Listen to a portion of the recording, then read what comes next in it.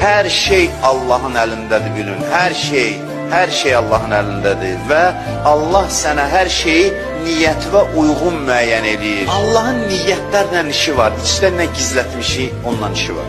Nə gizlətmisən qəlbində, Allahın diqqət mərkəzində sənin qəlbindir.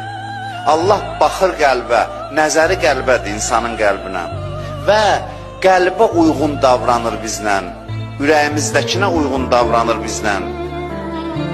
Dünyada da, axirətdə də. Meyar qəlbdir, qəlbdən nə var, nə yox. Allah hər şeyi ona uyğun tənzimləyir həyatımızda. Ürəyimizin, qəlbimizin halına uyğun. Ona görə bir adamın qəlbində bir dəyişiklik baş verirsə, bu çox mühüm hadisədir göylərdə, Allahın nəzərində. Qəlbində balaca bir dəyişiklik yarandısa bir adamın, o çox mühüm hadisədir.